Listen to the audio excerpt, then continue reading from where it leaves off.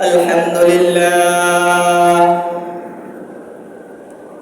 الحمد لله نحمده ونستعينه ونستغفره ونعوذ بالله من شرور أنفسنا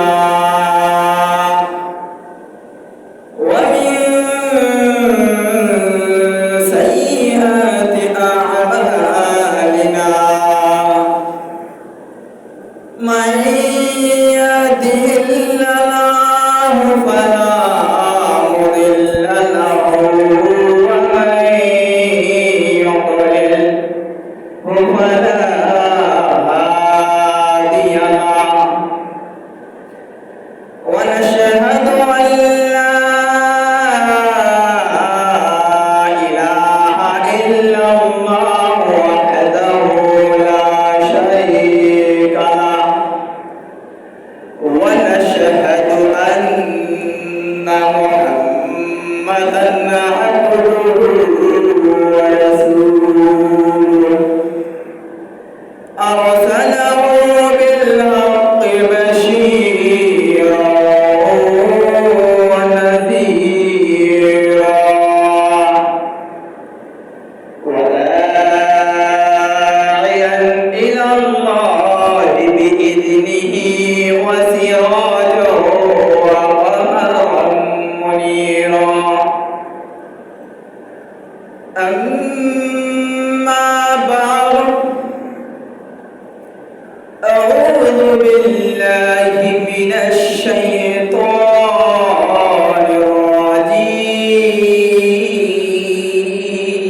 الرجيم بسم الله الرحمن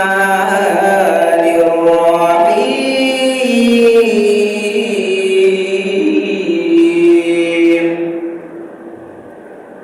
قد أفلح المؤمنون الذين هم في صلاتهم خاشعون والذين هم عن اللغو معرضون والذين هم للزكاة فاعلون والذين هم لفروجهم حافظون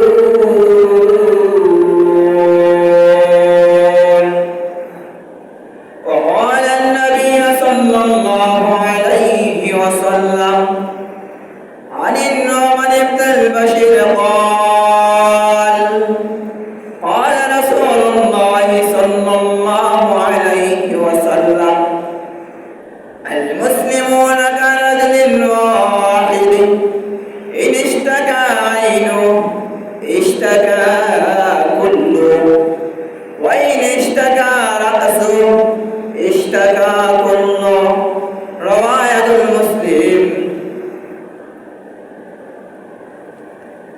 في شان حبيبي محمد صلى الله عليه وسلم إن الله وملائكته يصلون على النبي يا أيها الذين آمنوا صلوا عليه وسلموا تسليما اللهم صل على مولانا محمد وعلى آل سيدنا مولانا محمد সবাই বলি اللهم صل على سيدنا مولانا محمد وعلى آل سيدنا مولانا محمد উড়িয়া যাওরে বাংলার কবুতর চলিয়া যাওরে মদিনায় এই জামা আমাদের দুরূদ ফানি পৌঁছাই দিও নবীজির পাক রওজায় আল্লাহুম্মা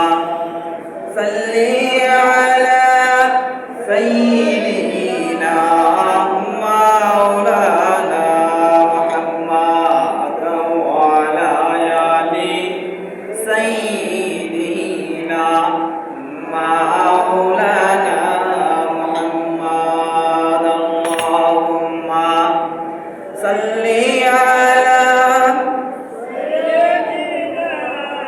মাওলানা মুহাম্মাদ ওয়া আলা আলি সাইয়্যিদিনা মাওলানা মুহাম্মাদ লা ইলাহা ইল্লাল্লাহ লা ইলাহা ইল্লাল্লাহ লা ইলাহা ইল্লাল্লাহ লা ইলাহা ইল্লাল্লাহ লা ইলাহা ইল্লাল্লাহ মাঝখানেরটা লা ইলাহা ইল্লাল্লাহ সুবহানাল্লাহ ওয়ালহামদুলিল্লাহ লা ইলাহা ইল্লাল্লাহ লা ইলাহা ইল্লাল্লাহ লা ইলাহা ইল্লাল্লাহ লা ইলাহা ইল্লাল্লাহ যার দিলে আছে আল্লাহর ভয় আল্লাহ আল্লাহ সব সময় যার দিলে আছে আল্লাহর ভয় আল্লাহ আল্লাহ সব সময় আহারে নিদিরা ভালো লাগে না ভালো লাগে শুধু ইল্লাল্লাহ লা ইলাহা ইল্লাল্লাহ লা ইলাহা ইল্লাল্লাহ লা ইলাহা ইল্লাল্লাহ লা ইলাহা বিমান চলে না পাইলট ছাড়া মানৌকা চলে না মাঝি ছাড়া বিমান চলে না পাইলট ছাড়া নৌকা চলে না মাঝি ছাড়া গাড়ি চলে না ড্রাইভার ছাড়া তেমনি মুমিন চলে না জিকির ছাড়া বড় লা ইলাহা ইল্লাল্লাহ লা ইলাহা লা ইলাহা ইল্লাল্লাহ লা ইলাহা লা ইলাহা ইল্লাল্লাহ মুহাম্মাদুর রাসূলুল্লাহ সাল্লাল্লাহু আলাইহি ওয়াসাল্লাম উপদেশ মোহতারাম মুজাহিদ کرام মুসলিয়ান کرام সর্বপ্রথম আমরা শুকরিয়া আদায় করি আল্লাহ পাক রব্বুল আলামিনের যে আল্লাহ পাক রব্বুল আলামিন আমাদেরকে দুনিয়া চায় জামালা থেকে মুক্ত করে অনেক আছে অনেক অসুস্থ অবস্থায় আছে হসপিটালের মধ্যে ভর্তি অনেকে কামে কাজের মধ্যে যায় জামালার মধ্যে রয়েছে এখন যে সময় বৈশাখ মাস এই মাসে অনেকে হাওড়ের মধ্যে রয়েছে ডান কাটতেছে এই থেকে ফারিক করে আমাদের আল্লাহ পাক রব্বুল আলামিন পছন্দ করিয়া এই মসজিদের মধ্যে আসা এবং বসা আমাকে কথাগুলো বলা এবং আপনাদেরকে কথাগুলো শোনার তৌফিক দান করেছেন এই জন্য সর্বপ্রথম আমরা সকলে অন্তঃস্থল থেকে আল্লাহ পাকের শুকরিয়া আদায় করবো সবাই বলি আলহামদুলিল্লাহ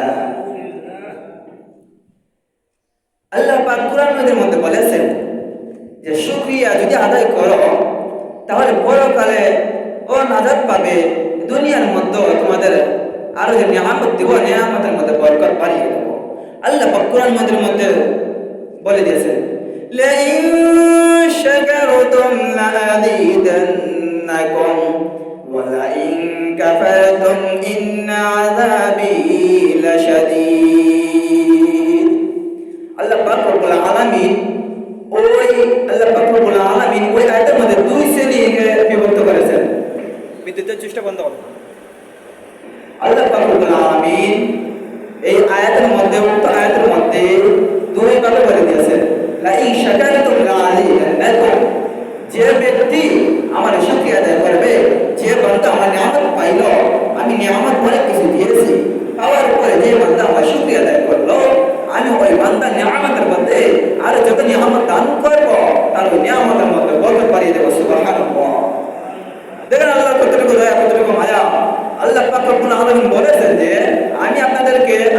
আমাদেরকে কি দিয়েছি? নিয়ামতগুলো দিয়েছি। হাত, পা, নাক, কান, অনেক কিছু দিয়েছি। ফসল, ঘর, বাড়ি, টাকা, সম্পদ, অর্থ, অনেক কিছু দান করেছে। এগুলো পাওয়ার পরে যে ব্যক্তি শুকরিয়া আদায় করব, ওই ব্যক্তি আরো নিয়ামত দান করবেন, করার সঙ্গে সঙ্গে এই নিয়ামতের মধ্যে বরকত আরো বাড়িয়ে দিবেন। সুবহানাল্লাহ।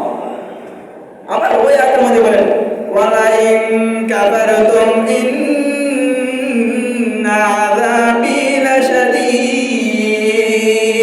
ওটা ভয়ঙ্কর ভাবে, কঠোর ভাবে বলে দিয়েছেন, ওয়ালাইন কাফারতুম, যে ব্যক্তি আমার নিয়ামত পাইল, নিয়ামত পাই শুকরিয়া আদায় করলো না, ইন্না আযাবি লাশাদীদ, জানিয়ে রাখো মুসলমান, জানিয়ে রাখো দুনিয়াবাসী, ওই ব্যক্তির জন্য জাহান্নামের আগুন তৈরি হয়ে গেছে। ইন্না আযাবি লাশাদীদ, ওই ব্যক্তির জন্য জাহান্নামের আগুন, কঠিন আগুন, তার জন্য শাস্তি স্বরূপ তার হইবে। দেখেন আল্লাহ পাক রব্বুল আলামিন আমাদের কত নিয়ামত দান করেছেন। এই যে আমরা আসতে পারছি, একটা নিয়ামত। সুস্থতা আছি, আমি সুস্থতা আছি, আপনি সুস্থতা আছেন, আপনার ফ্যামিলি সবাই সুস্থতা আছে। এই সুস্থতা একটা হচ্ছে নিয়ামত, আর ওই নিয়ামতই হচ্ছে শুকরিয়া আদায় করার সময়। আর যে ব্যক্তি ওই শুকরিয়াটা আদায় করবে, আরো তো নিয়ামত দিবেন আল্লাহ পাক রব্বুল আলামিন। নিয়ামত দেওয়ার মধ্যে আবার বরকত দিয়ে দিবেন। যাই হোক, মুরব্বিয়ানে আযম, ছোট ছোট যুবকরা, আমি যে আয়াতটি আপনাদের সামনে তেলাওয়াত করেছি, সূরাতুল মুমিনিনের 1 থেকে 5 আয়াত পর্যন্ত আল্লাহ পাক রব্বুল আলামিন এই আয়াতে মুমিনের গুণাবলী সম্পর্কে আলোচনা করেছেন। তাই আজকে যেহেতু একটু সময় পেয়েছি, তাই একটু আলোচনা করব মুমিন কাকে বলে, কোন হিসেবে মুমিন বলা হয়, মুমিনের গুণাবলী কোনটি, মুমিনের কোন কোন কাজ করা, এবং মুমিন কাকে বলা যাবে, কোন আমল করে তাকে মুমিন বলা যাবে, কিছু সংক্ষিপ্ত আলোচনা করবো। ওয়া তাওফীক ইল্লা বিল্লাহ। আল্লাহ পাক মুমিন সম্পর্কে সূরাতুল মুমিনিন 18 নম্বর পারা, 1 নম্বর পৃষ্ঠা, 1 নম্বর আয়াত থেকে 5 আয়াতের মধ্যে বলে দিয়েছেন, قد أفلح المؤمنون الذين هم في صلاتهم خاشعون والذين هم عن اللغو معرضون والذين هم لفروجهم والذين هم للزكاة فاعلون والذين هم لفروجهم حافظون। আল্লাহ পাক বলেন, قد أفلح المؤمنون, মুমিন ব্যক্তি সফল কাম্য, ওই ব্যক্তি মুমিন। আমরা এখন মুমিন কাকে বলবো? একজনকে যদি চিনতে হয়, তার কিছু গুণাবলী দরকার। একটা চোরকে যদি ধরতে হয়, চিনতে হয়, তার কিছু আলামত দরকার। ডাকাতকে যদি ডাকাত হিসেবে পরিচয় চিনতে হয়, তার কিছু আলামত দরকার। একজন হুজুরকে যদি হুজুর বলে চিনতে হয়, তার কিছু আলামত রয়েছে। সে মাদ্রাসা পড়তে হবে, সে 5 ওয়াক্ত নামাজ পড়তে হবে, কালাম পড়তে হবে, রোজা রাখতে হবে, দ্বীনের পথে চলতে হবে, তাকে বলা যাবে হুজুর। যে ব্যক্তি চুরি করবে, রাত্রিবেলা ঘরের মধ্যে গিয়ে মালগুলো নিয়ে আসবে, যে ব্যক্তি লুকিয়ে লুকিয়ে মালগুলো নিয়ে যাবে, টাকা পয়সা অর্থ সম্পদ নিয়ে যাবে, তাকেই বলা হয় চোর। যে ব্যক্তি দিনের বেলা হোক, রাতের বেলা হোক, সরাসরি হামলা করে, অস্ত্র দেখিয়ে সরাসরি মালগুলো নিয়ে আসে, অর্থ সম্পদ নিয়ে আসে, তার নাম হচ্ছে ডাকাত। তো এমনই ভাবে আল্লাহ পাক রব্বুল আলামিন বলেছেন, قد أفلح المؤمنون, মুমিন ব্যক্তি সফল কাম্য। মুমিন কে আমরা তো জানি না। মুমিন আমিও হতে পারি, আপনিও হতে পারেন, আমি নাও হতে পারি মুমিন। তাই মুমিনের কিছু আলামতগুলো আমি আপনাদের সামনে তুলে ধরবো, যে আলামতগুলো পাইলে আপনার মাঝে যদি এই আলামতগুলো থাকে, আপনি মুমিন। আল্লাহ পাক রব্বুল আলামিন বলেছে আপনি মুমিন। যে ব্যক্তির মাঝে এই 5টি আলামত পাওয়া যাবে, সেই ব্যক্তি মুমিন। সেই ব্যক্তি আল্লাহ পাকের কাছে মাপ পেয়ে যাবে। 2 নম্বর আয়াতের মধ্যে বলেন, আল্লাযীনা হুম ফী সালাতিহিম খাশিউন,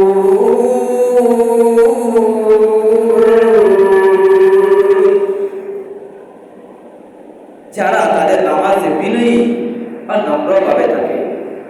বিনয়ী কি? আমরা অনেকে বিনয়ী চিনি না। বিনয়ী দ্বারা কি বোঝানো হয়েছে? এখানে আমাদের বিনয়ী দ্বারা বোঝানো হয়েছে যে ব্যক্তি খুশু হুজুরের সাথে নামাজ আদায় করবে। আমরা আলহামদুলিল্লাহ নামাজে দাঁড়াইলে 4 রাকাত নামাজ তো পড়মু, 2 রাকাতে নামাজ শেষ। কি যে পড়ি আমরা নিজে জানি না। তাই আল্লাহ পাক রব্বুল আলামিন বলে দিয়েছেন, 1 নম্বর আলামত হচ্ছে মুমিনের, আল্লাযীনা হুম ফী সালাতিহিম খাশিউন, যে ব্যক্তি খুশু হুজুরের সাথে বিনয়ের সাথে নামাজে দাঁড়াবে। নামাজে দাঁড়াইতে হবে এমন ভাবে যে আমার সামনে হচ্ছে আল্লাহ।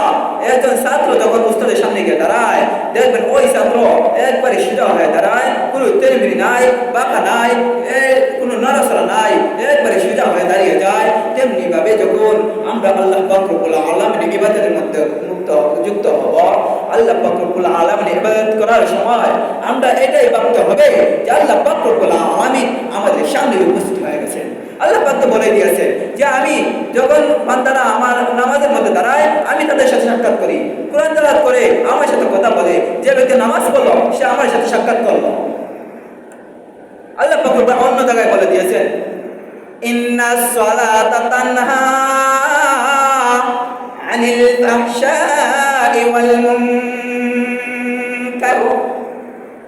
আল্লাহ পাক রব্বুল আলামিন বলেন ইন্নাস সালাতা তানহা, নিশ্চয় নামাজ, আনিল ফাহশাই ওয়াল মুনকার, নিশ্চয় নামাজ কি করে আপনাদেরকে মন্দ কাজ থেকে, খারাপ কাজ থেকে বিরত করে, বাধা দিয়ে রাখে।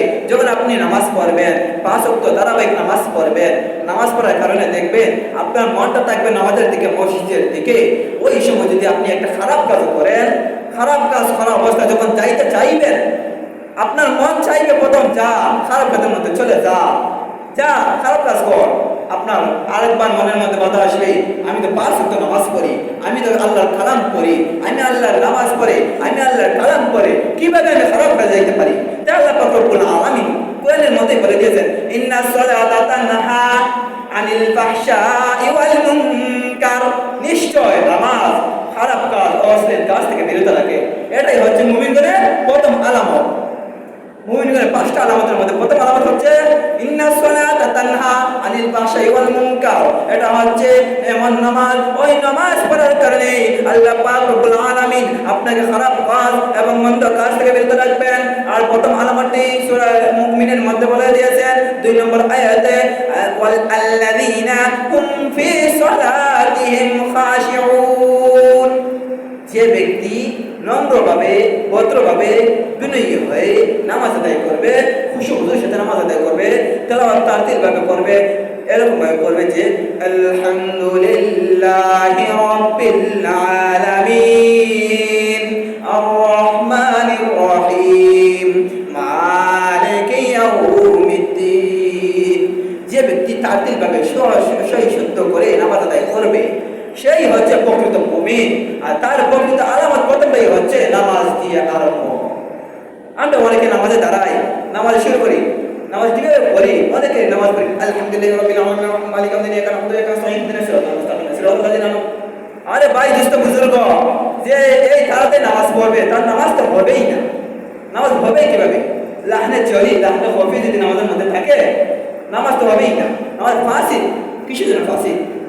আপনি শুরু করলেন আলহামদুলিল্লাহি রাব্বিল আলামিন, সমস্ত প্রশংসা আল্লাহ পাক রব্বুল আলামিনের, যিনি আসমান জমিন সমস্ত জগৎ সৃষ্টি করেছেন। আর আমরা দেখো আলহামদুলিল্লাহি রাব্বিল আলামিন, এটার কি তা বোঝা? আমরা তেলাওয়াত করছি না, তেলাওয়াতে নিয়ে বিকৃতি করছি। আর ওই বিকৃতি করলে নামাজ তো ফাসিদ, পড়তে হয় না। আর নামাজ ফাসিদ হওয়ার কারণে ওই নামাজ আপনার ওয়াজিব তো হবে, নামাজ তো পড়তেই হবে।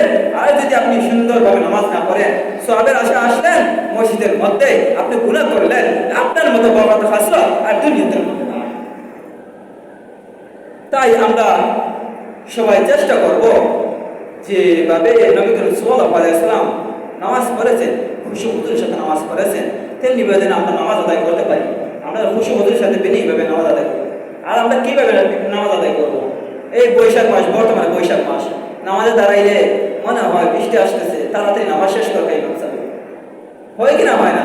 মনের মধ্যে শয়তানে বাধা দেয়, এই তাড়াতাড়ি নামাজ পড়, তোর মেঘে আইয়া টান দি যাইলাম, তোর টান ফাটি গেছে, খাটাইতে না নি, ওই মিশিন থেকে রেখে এ থেকে যেন আমরা বিরত থাকতে পারি। মনের মধ্যে এই ওয়াসওয়াসা থেকে বিরত থাকতে হবে, 5 ওয়াক্ত খুশুর সাথে নামাজ আদায় করতে হবে। এটাই হচ্ছে মুমিনের প্রথম আলামত। দ্বিতীয় আলামত কি দেখেন? দ্বিতীয় আলামত والذين هم عن اللغو معرضون, যারা বেহুদা কথাবার্তা থেকে বিরত থাকে। হায় রে যুবক ভাইয়েরা, মুরব্বী বাবারা, আমরা এর মধ্যে বেশি লিপ্ত থাকি। অতিরিক্ত কথা বলা থেকে বিরত থাকতে হবে। আমরা তো আলহামদুলিল্লাহ যদি একটা আড্ডাখানায় বসি, একটা নিয়ে বসছি, আর একটা শুরু করতে করতে করতে করতে দিন চলে যায়, নামাজ ওয়াক্ত চলে যায়, এদিকে আমরা খবর নাই, কিন্তু আলাপ তো বাড়তেছি। এ থেকে আমাদেরকে বিরত থাকতে হবে। একজন আলাপ তুলছে যে আজকে আমাদের এই পুকুরটা সিঁচা হবে, পুকুর সিঁচা থেকে মুক্ত মাছ ধরা হবে। আরেকজন আলাপ তুলে আমার জমি নামতে হবে। আরেকজন আলাপ তুলে মসজিদে এই হইতেছে সেই হইতেছে, গ্রামের মধ্যে এই হইতেছে সেই হইতেছে। এগুলো আলাপ করতে করতে অতিরিক্ত কথা বলা হয়ে যায়। অতিরিক্ত কথা বলা কিন্তু মুমিনের আলামত না। আর যে ব্যক্তি নিশ্চুপ থাকবে আর যে ব্যক্তি কম কথা বলবে সেই হচ্ছে প্রকৃত মুমিন। হাদিসের মধ্যেও আসছে যে ব্যক্তি নিশ্চুপ থাকবে, অতিরিক্ত কথা বলতে থেকে বিরত থাকবে, তারই মরার পরে নাজাত হবে। হাদিসের মধ্যে আল্লাহর নবী বিশ্বনবী রাহমাতুল লিল আলামিন সাইয়্যিদুল মুরসালিন খাতামুন নবিয়্যিন হযরত মুহাম্মদ সাল্লাল্লাহু আলাইহি ওয়াসাল্লাম বলে দিয়েছেন, অতিরিক্ত কথা বলতে থেকে বিরত থাকাই হচ্ছে নাজাতের আলামত। আর আমরা কি করি? অতিরিক্ত কথা বলতে বলতে এক জায়গা থেকে আরেক জায়গায় যাইতে যাইতে গীবত করতে পারি, গীবত শুরু হয়ে যায়। শুরু করছি একটা, শুরু করে দিয়েছি আরেকজনের কথা। এটা হচ্ছে গীবত। আর গীবত যে ব্যক্তি করবে, গীবত এমন একটা গুনাহ। আল্লাহ নবী বিশ্বনবী রাহমাতুল্লিল আলামিন সাইয়্যিদুল মুরসালিন রাহমাতুল্লিল আলামিন বিশ্বনবী হযরত মুহাম্মদ সাল্লাল্লাহু আলাইহি ওয়াসাল্লাম বলে দিয়েছেন, হাদিসের মধ্যে আসছে যে ব্যক্তি গীবত করলো সে ব্যক্তি যেন জিনা করলো। আর জিনাটা করলো তার মায়ের বোনের সাথে জিনা করলো। ওই গুনাহ যত বড়, এর থেকে বেশি নিকৃষ্ট গুনাহ হচ্ছে গীবতের গুনাহ। এরকা বলেন ভাই নিষ্ঠ বুজুর্গ বাবারা, গীবত কত বড় আলামত। এই গীবতের কারণে আমরা এখন লিপ্ত হয়েছি গুনার মধ্যে। আর গীবত আমরা প্রত্যেকের মধ্যে পাওয়া যায়। কিন্তু আলহামদুলিল্লাহ এই পরিচয় গ্রামের মধ্যে আলহামদুলিল্লাহ আমিও 12 বছর 13 বছর থাকছি, কিন্তু এই অবস্থা দেখি নাই। আলহামদুলিল্লাহ পাক যেন এ থেকে আমাদের প্রত্যেককে, গ্রামের প্রত্যেককে, যুবক ভাই, পর্দা আলা মা বোনেরা সবাইকে যেন আল্লাহ পাক রব্বুল আলামিন হেফাজত করে রাখেন গীবত থেকে। গীবতের কারণে আপনি জান্নাতে যাইতে পারবেন না, জাহান্নামে যাইতেই হবে। যে ব্যক্তি গীবত গাইবে, এক ব্যক্তির আরেক ব্যক্তির মাঝে বলবে, আরেক ব্যক্তির কথা আরেক ব্যক্তির মাঝে বলবে, দুই ব্যক্তি ঝগড়া লাগবে, আর লাগার কারণে এক ব্যক্তি হত্যা হবে, আরেক ব্যক্তি খুনি হবে, এক ব্যক্তি আসামি হবে, আরেক ব্যক্তি খুন হবে। ওই খুনের মধ্যে যেটুকু গুনাহ হবে সবটুকু গুনাহ যে ব্যক্তি গীবত গাইছে, যে ব্যক্তি মান লাগাই দিয়েছে, তার মধ্যে আল্লাহ পাক রব্বুল আলামিন দিয়ে দিবেন। আর ওই ব্যক্তির এই যে আলামত নিয়ামতগুলো রয়েছে, যে সওয়াবটুকু রয়েছে, এই সওয়াব থেকে বঞ্চিত করা হবে। দেখেন গীবত কত বড় গুনাহ। এই গীবত থেকে আল্লাহ পাক যেন আমাদেরকে বিরত রাখেন। তাই আমি বলছিলাম যে মুমিনগণের দ্বিতীয় আলামত হচ্ছে ওয়াল্লাযীনা হুম আনিল লাগওয়ি মুরিদুন। আর অতিরিক্ত কথাবার্তা থেকে বিরত থাকতে হবে। আর যে ব্যক্তি কথাবার্তা থেকে বিরত থাকবে, যতটুকু প্রয়োজন, আমাদের একটা কথা প্রয়োজন, আমরা আলাপ করতেছি, এইটা প্রয়োজন, বিশেষভাবে আমি ছুটি নিতেছি, মুতাল্লিকে বলতে হবে, কিসারকে বলতে হবে, এটা আমার বলতেই হবে। এর থেকে অতিরিক্ত আর বলবো না, এটাই হচ্ছে মুমিনের আলামত। আর যে ব্যক্তি এই থেকে অতিরিক্ত কোনো আলাপ করলো, আলাপের থেকে অতিরিক্ত যাইতে যাইতে যাইতে যাইতে দেখবেন ওই ব্যক্তির সাথে যখন ঘনিষ্ঠ হয়ে যায় কথাবার্তায়, অপর ব্যক্তি যে রয়েছে তার গীবত গাইতে গাইতে বই গেছে। তাই আল্লাহ পাক রব্বুল আলামিন আমাদেরকে যেন ওই গীবত থেকে, অতিরিক্ত কথাবার্তা থেকে আল্লাহ পাক যেন আমাদেরকে হেফাজত রাখেন। আর যে ব্যক্তি হেফাজত থাকবে, জবানকে নিজে হেফাজত করবে, চক্ষুকে হেফাজত করবে, তার দ্বিতীয় আলামত হচ্ছে মুমিনের আলামত। আল্লাহ পাক রব্বুল আলামিন ওই সূরাতুল মুমিনের 4 নম্বর আয়াতের 3 নম্বর আলামত কি বলে দিয়েছেন? والذين هم للزكاة فاعلون।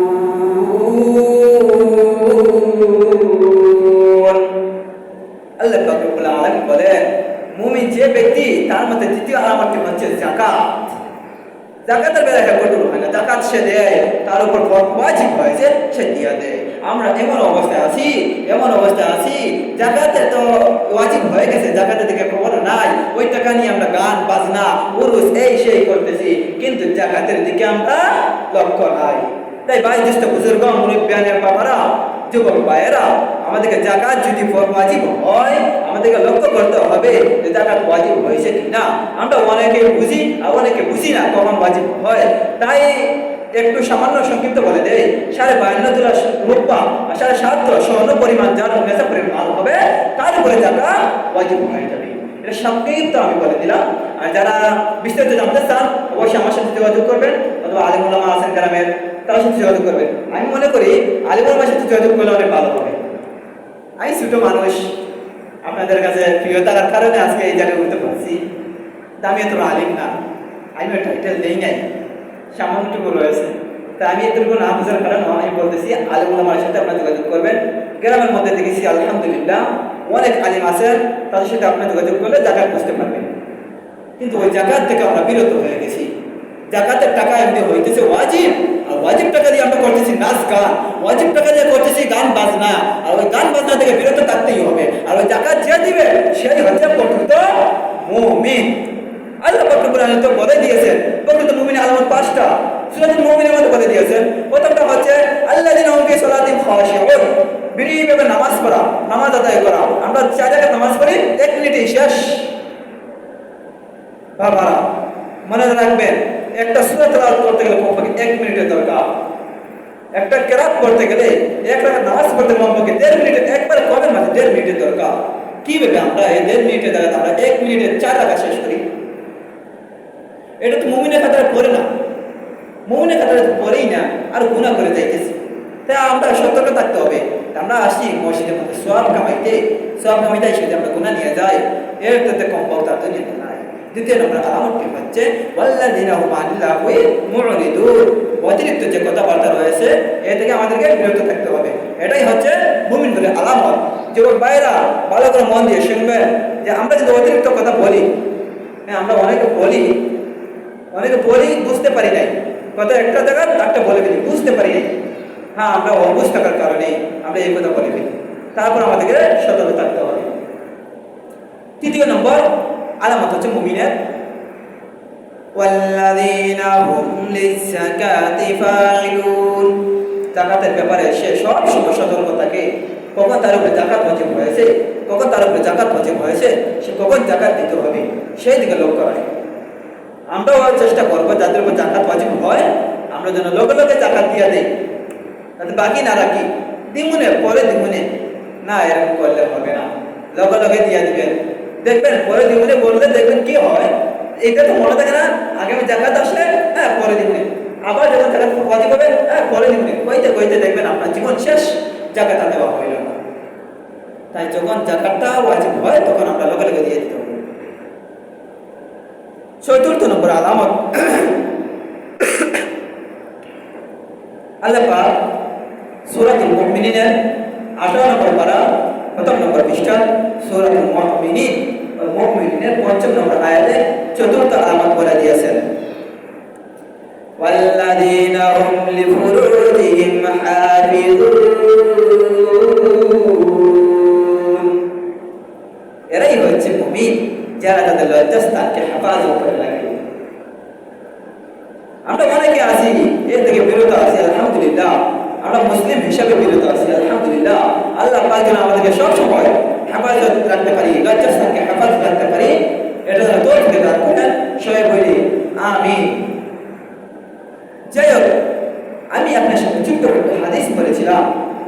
আল্লাহ নবী বিশ্বনবী রাহমাতুল লিল আলামিন সাইয়্যিদুল মুরসালিন খাতামুন নবিয়্যিন নবীদের সরদার হযরত মুহাম্মদ সাল্লাল্লাহু আলাইহি ওয়াসাল্লাম হাদিসের মধ্যে বর্ণনা করেছেন মুমিন যারা তাদের নিয়ে হালকা কিছু দিয়েছেন।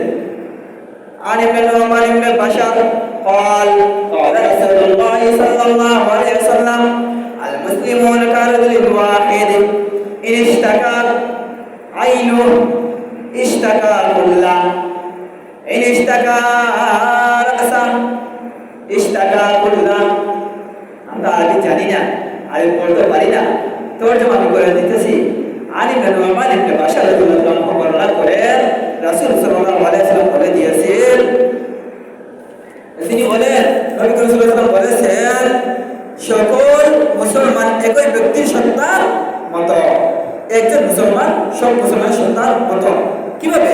যখন তারা চোখ যন্ত্রণা দেখবেন, যখন চোখে যন্ত্রণা করে সারাটা বডি যন্ত্রণা করে।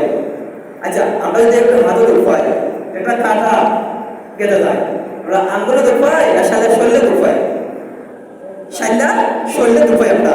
তেমনি ভাবে ওই এক ব্যক্তি মুসলমান সকল মুসলমানের অন্তর্ভুক্ত।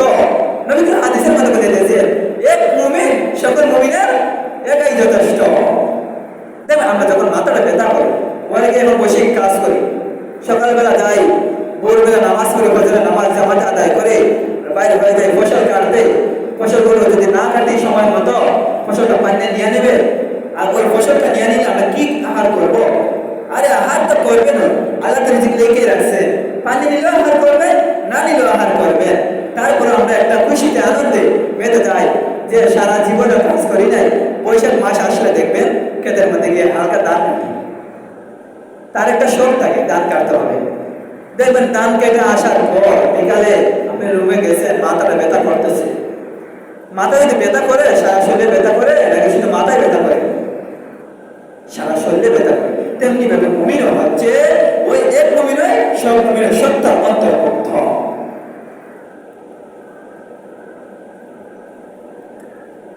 নামাজ নামাজ আমরা পড়ি না মুমিন যুবক ভাইয়েরা, মুরব্বী বাবারা নামাজের দিকে আগ্রহী হয়।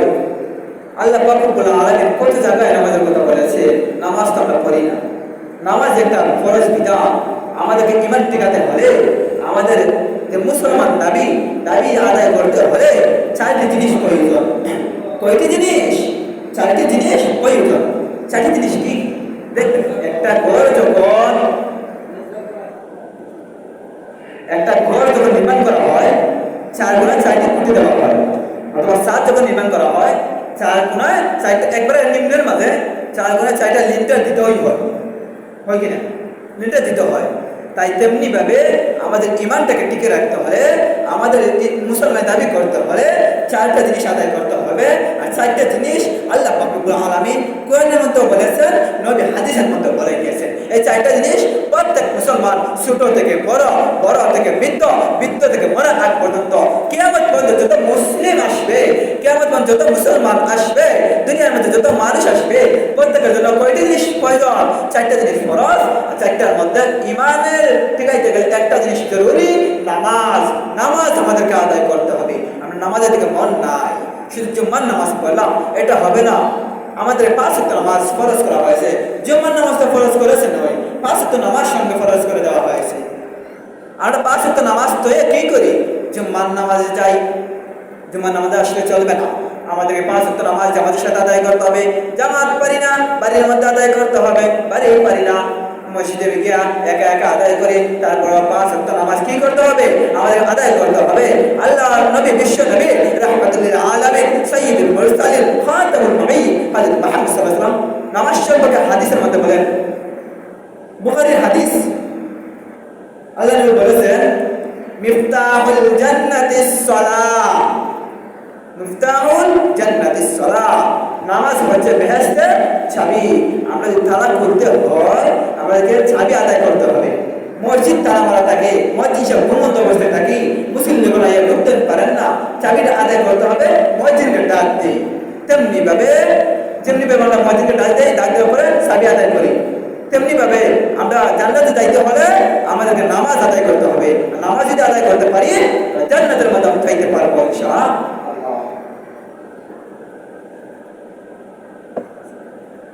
তাই আমাদেরকে নামাজ আদায় করতে হবে।